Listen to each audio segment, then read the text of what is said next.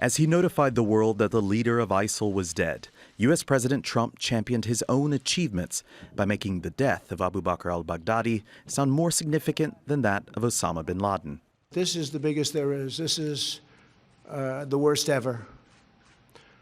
Osama bin Laden was very big, but Osama bin Laden became big with the World Trade Center. Fact-checkers called out some of his comparisons. The Associated Press saying a number of Trump's statements were simply not true. Nobody ever heard of Osama bin Laden until really the World Trade Center. When in fact the Central Intelligence Agency operated a dedicated unit to tracking bin Laden, which went back to the mid-1990s. And he'd been on the FBI Most Wanted list for years. Trump went on to say, about a year, you'll have to check it, year and a half before the World Trade Center came down, the book came out. I was talking about Osama bin Laden. I said, you have to kill him. You have to take him out. Nobody listened to me. And to this day, I get people coming up to me. They said, you know what, one of the most amazing things I've ever seen about you is that you predicted that Osama bin Laden had to be killed before he knocked down the World Trade Center. It's true. In one of his books released in 2000, Trump mentions Osama bin Laden once as one of many threats to U.S. national security, but didn't say he should have been killed. On the U.S. invasion of Iraq, Trump said, I had absolutely nothing to do with going into Iraq, and I was totally against it. But there's no evidence he said that publicly. And the year before the invasion... Are you for invading Iraq? Yeah, I guess so. You know, I wish the first time it was done correctly. While in office, Trump has made a lot of false or misleading claims. According to the Washington Post, he's made more than 13,000 of them since he took office almost 3 years ago. Andrew Chappelle, Al Jazeera. Well, James Warren is the executive editor of NewsGuard, an organization that rates credibility of news and information websites. He was also the Washington, D.C. bureau chief for the Chicago Tribune and joins us by Skype from Chicago. Good to have you with us.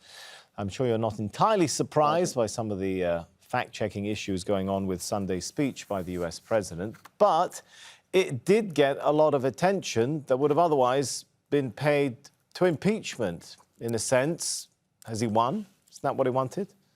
Oh, for sure. I mean, for sure, to that extent, he's a master at deflection and taking control of the news cycles.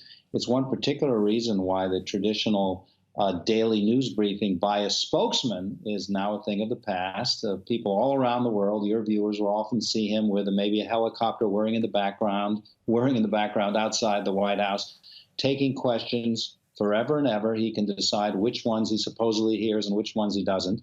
And he's an absolute, quote machine. I think he's given about 202 or so interviews up to this point in his presidency, which dwarfs that of his predecessors, including President Obama. A good percentage of those, no surprise, have gone to the Fox News network, around 66 with one last week.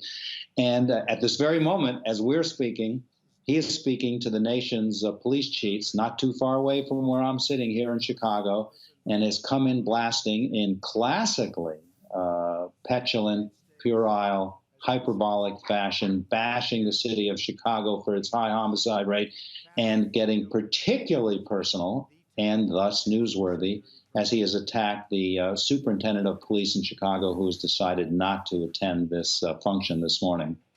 You know, there are a lot of organizations which have spent years taking apart the claims, the truthfulness, the facts of what the U.S. president says. But does any of that really hurt his credibility and standing with voters, especially his core base? Well, that's an important qualifier, his core base. If it's around 35, 40%, it would seem to this point not, but you can't win a presidential election next November with 35 or 40%. So it's going to be absolutely fascinating to see how many of the independents, and critically, a lot of suburban college-educated white females who were pretty supportive of him when he ran for president against Hillary Clinton. Not so last year when they had to vote for their new congresspeople, in some cases, a good many cases, switching from the Republican side to the Democratic. It'll be really interesting when we talk, say, about a year from now, what they feel about this daily litany of misstatements, outright lies, deflections, 13,000, as you just said, chronicled by the Washington Post. 13,000. Yeah, it is a bold new era in politics, at least I think we can say. James Warren there, thank you so much. Hey.